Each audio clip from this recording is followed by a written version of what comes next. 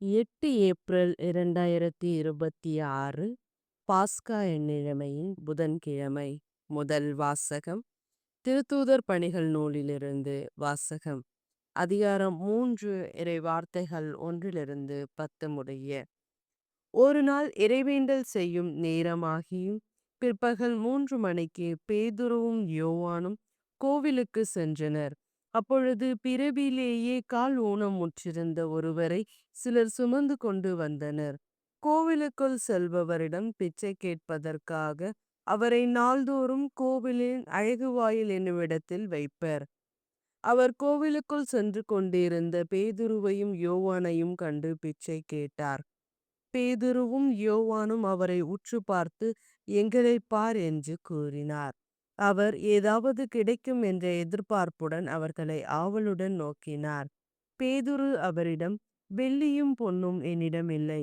என்னிடம் உள்ளதை உமக்கு கொடுக்கிறேன். நாசரேத்து இயேசு கிறிஸ்துவின் பெயரால் எழுந்து நடந்திடும் என்று கூறி அவரது வலக்கையை பற்று பிடித்து தூக்கிவிட்டார். உடனே அவரது காலடிகளும் கணுக்கால்களும் வலுவடைந்தன. அவர் குதித்தெழுந்து நடக்கத் தொடங்கினார். துள்ளி நடந்து கடவுளை போற்றியவாறே அவர்களோடு கோவிலுக்குள் சென்றார். அவர் நடப்பதையும் கடவுளை போற்றுவதையும் மக்கள் அனைவரும் கண்டனர். அவர்கள் எல்லோரும் கோவிலின் அழகு வாயில் அருகே பிச்சை கேட்டு கொண்டிருந்தவர் இவரே என்று அறிந்து கொண்டனர். நடந்ததை பார்த்து திகைப்பு மிகுந்தவராய் மெய்மறந்து நின்றனர். ஆண்டவரின் அருள்வாக்கு. இறைவா உமக்கு நன்றி. பதிலுரை பாடல். பல்லவி. ஆண்டவரை தேறுவோரின் இதயம் அக்களிப்பதாக. ஆண்டவருக்கு நன்றி செலுத்துங்கள். அவர்தம் பெயரை சொல்லி வழிபடுங்கள். அவர்தம் செயல்களை மக்களினங்கள் அறிய செய்யுங்கள். அவருக்கு பாடல் பாடுங்கள். அவரை புகழ்ந்தேத்துங்கள். அவர்தம் வியத்தகு செயல்கள் அனைத்தையும் எடுத்துரையுங்கள். பல்லவி. ஆண்டவரை தேடுவோரின் இதயம் அக்களிப்பதாக. அவர் தம் திருப்பெயரை மாட்சிப்படுத்துங்கள். ஆண்டவரை தேடுவோரின் இதயம் அக்களிப்பதாக. ஆண்டவரையும் அவரது ஆற்றலையும் தேடுங்கள். அவரது திருமுகத்தை இடையராது நாடுங்கள். பல்லவி. ஆண்டவரை தேடுவோரின் இதயம் அக்களிப்பதாக. அவரின் ஊழியராம் ஆபிரகாமின் வழிமரபே, அவர் தேர்ந்து கொண்ட யாக்கோப்பின் பிள்ளைகளே, அவரே நம் கடவுளாகிய ஆண்டவரின் நீதி தீர்ப்புக்கள் உலக அனைத்திற்கும் உரியன. பல்லவி. ஆண்டவரை தேடுவோரின் இதயம் அக்களிப்பதாக. அவர் தமது உடன்படிக்கையை என்றென்றும் நினைவில் கொள்ளுகிறார். 1000 தலைமுறைக்கென தாம் அளித்த வாக்குறுதிகளை நினைவு கூறுகின்றார். ஆபிரகாமுடன் தாம் செய்து கொண்ட உடன்படிக்கையும் ஈசாக்கு தாம் ஆணையிட்டு கூறியதையும் அவர் நினைவில் கொள்ளுகின்றார். பல்லவி. ஆண்டவரின் தேடுவோரின் இதயம் அக்களிப்பதாக. நற்செய்தி வாசகம். லூக்கா எழுதிய தூய நற்செய்தியிலிருந்து வாசகம். அதிகாரம் 24 இறை வார்த்தைகள் 13-35 முடிய. வாரத்தின் முதல் நாள் சீடர்களுள் இருவர் எருசலேமில் இருந்து ஏறத்தாழ 11 கிலோமீட்டர் தொலைவில் உள்ள ஓர் ஊருக்கு சென்று கொண்டிருந்தனர். அவ்வூரின் பெயர் எம்மாவு. அவர்கள் இந்நிகழ்ச்சிகள் அனைத்தையும் குறித்து ஒருவரோடு ஒருவர் உரையாடிக் கொண்டே சென்றனர். இப்படி அவர்கள் உரையாடிக் கொண்டும் வினவிக் கொண்டும் சென்ற பொழுது இயேசு நெருங்கி வந்து அவர்களோடு நடந்து சென்றார். ஆனால் அவர் யார் என்று அறிந்து உணர முடியாதவாறு அவர்கள் கண்கள் மறைக்கப்பட்டிருந்தன. அவர் அவர்களை நோக்கி, வழிநெடுகிலும் நீங்கள் ஒருவரோடு ஒருவர் பேசிக் கொண்டிருப்பது என்ன என்று கேட்டார். அவர்கள் முகவாட்டத்தோடு நின்றார்கள்.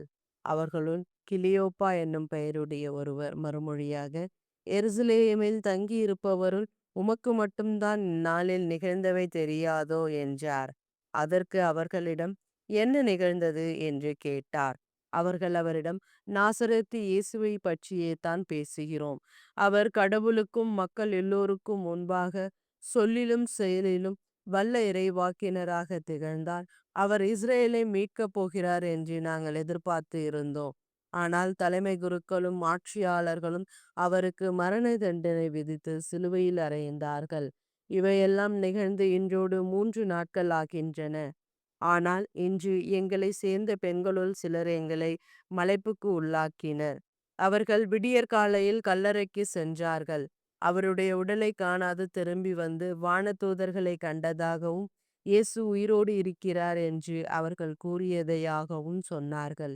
எங்களோடு இருந்தவர்களுள் சிலரும் கல்லறைக்கு சென்று அப்பெண்கள் சொன்னவாறே இருக்கக் கண்டனர்.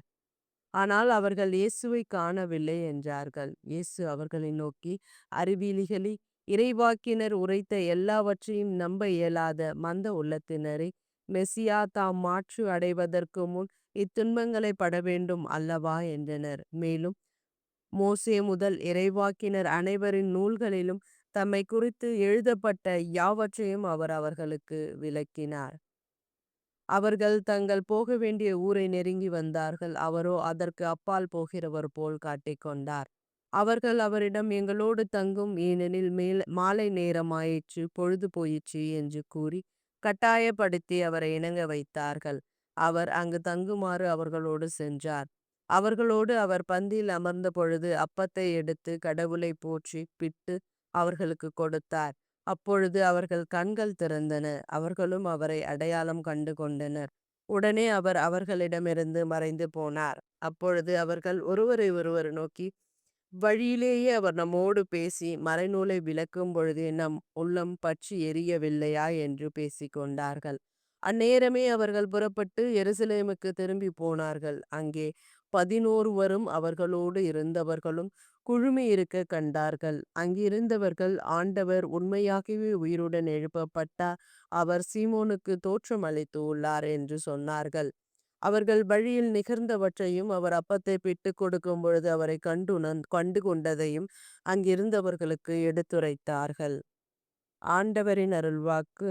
கிறிஸ்துவே உமக்கு புகழ்.